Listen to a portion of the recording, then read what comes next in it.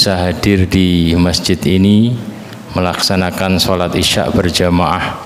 Kemudian kita lanjutkan dengan sholat taraweh, dan kita niatkan ini adalah bagian dari qiyam Ramadan, terlebih qiyam Lailatul Qadri, menghidupkan malam-malam Lailatul Qadri dengan qiyam, ya, dengan sholat dan ibadah-ibadah yang lain.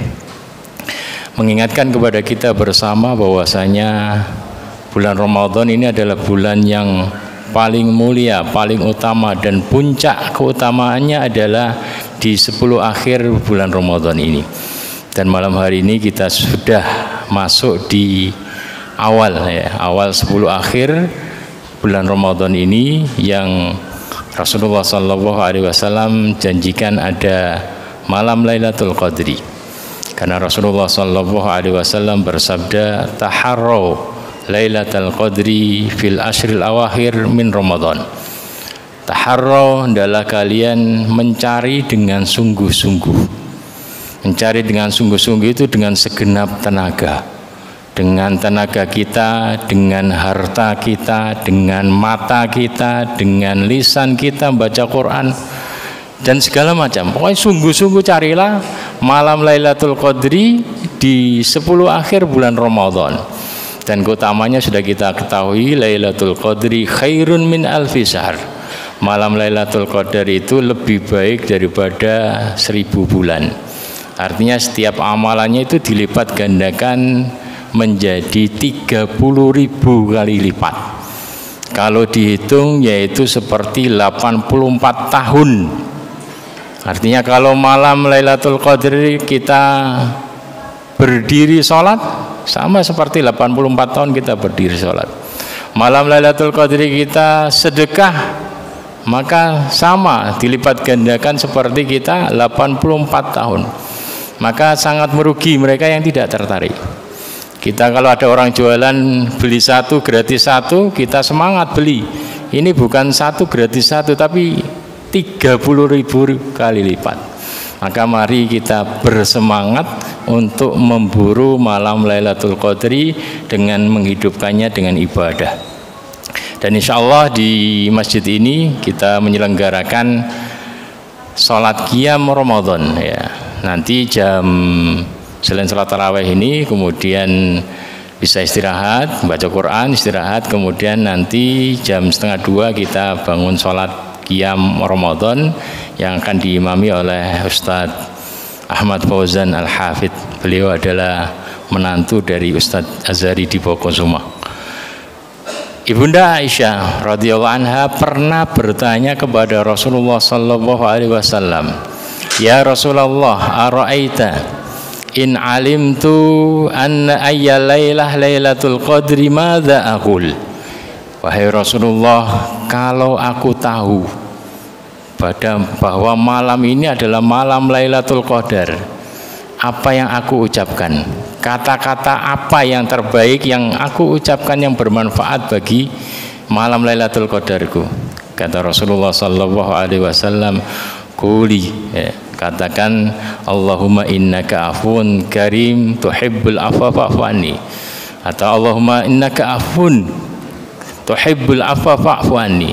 Ya Allah, Engkau adalah zat yang maha pemaaf, maka maafkanlah kesalahan-kesalahanku. Innaka afun tuhibbul afwa, suka memaafkan, maka fa'fu anni, maafkanlah aku, ampuni dosa-dosaku. Artinya tidak neko-neko, ya. Doa yang terbaik itu adalah doa mohon ampun. Kenapa? Karena kalau Allah Subhanahu wa taala sudah mengampuni kita, maka semua akan mudah. Allah akan melapangkan rezeki kita, Allah akan memudahkan urusan kita. Karena yang menjadikan hidup kita ini susah itu adalah karena dosa-dosa kita, ya. Makanya Rasulullah SAW mencontohkan kepada kita, beliau sendiri selain menyuruh, beliau sendiri mempraktekkan. Beliau katakan, wallahi inni la astaghfirullah wa atubu ilaihi fil yaum aktsar min 70 marrah. Demi Allah, saya itu dalam sehari itu mengucapkan istighfar, mohon ampun kepada Allah dan bertaubat itu lebih dari 70 kali. Dalam riwayat yang lain, ya ayuhan nas tubu ilallah wastaghfiru fa inni atubu ilaihi fil yaumi atamarrah. Wahai para sahabat, bertobatlah kepada Allah dan mohonlah ampun berkali-kali. Karena aku dalam sehari itu 100 kali membaca memohon ampun kepada Allah dan bertobat kepadanya. Ada satu hal mungkin ya, ada satu hal yang mungkin yang menjadikan permohonan ampun kita, permohonan maaf kita ini kurang diterima atau terganjal, yaitu apa? Hati kita yang tidak sesuai dengan lisan kita. Lisan kita memohon maaf kepada Allah Subhanahu wa taala, akan tapi hati kita tidak mau memaafkan orang lain. Maka agar maaf kita ini betul-betul diterima oleh Allah Subhanahu wa taala, maka kita malam hari ini mulai menghilangkan segala dendam yang ada dalam hati ini kepada orang lain. Kesalahan-kesalahan orang lain kita mulai memaafkan. Insya Allah itu akan menjadikan maaf kita ini betul-betul menjadi mustajab di sisi Allah Subhanahu wa taala. Itulah Islam ya. Islam itu adalah agama kedamaian ya. Islam itu adalah agama damai ya. Ini prinsip dalam Islam itu adalah rebutan merasa salah ya. Jadi prinsip atau kunci kedamaian dalam Islam, kunci dalam rumah tangga, dalam bermasyarakat adalah agar masing-masing dari kita ini rebutan merasa salah. Yang menjadikan tengkar, enggak damai itu adalah ketika suami istri itu merasa paling benar ya. Rebutan merasa paling benar sehingga saling menyalahkan, sehingga enggak damai. Maka pelajaran yang terpenting dari apa yang disuruh oleh Rasulullah SAW untuk memperbanyak ucapan mohon maaf itu adalah agar kita tadi rebutan merasa salah ya. Makanya Rasulullah SAW ketika dakwah ke Taif, beliau dilempari batu. Kemudian datang malaikat Jibril bersama malaikat penjaga gunung menawarkan, wahai Muhammad, kalau engkau mau, malaikat gunung ini sudah siap menjatuhkan gunung ke penduduk Taif yang berani melempari kamu batu. Apa kata Rasulullah SAW ya? Beliau lebih memohonkan maaf untuk kaumnya. Fa innahum la ya'lamun. Ya Allah, maafkan kaumku. Mereka berbuat seperti itu karena belum datang ilmu kepada mereka. Mereka belum paham. Nah, itu Rasulullah. Kalau kita, ya, kalau kita merasa mencari tadi yang benar, mereka keliru, betul-betul keliru.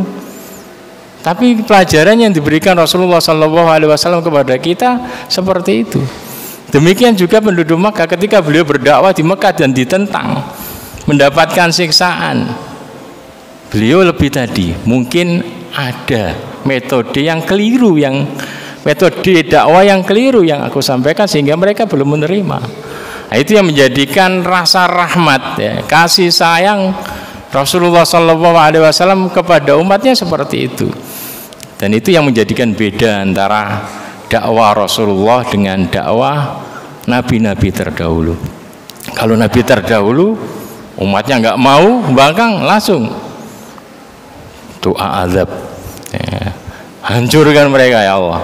Tapi kalau Rasulullah SAW ya, ketika mereka tidak mau menentang ada yang berbuat salah, malah introspeksi diri ya.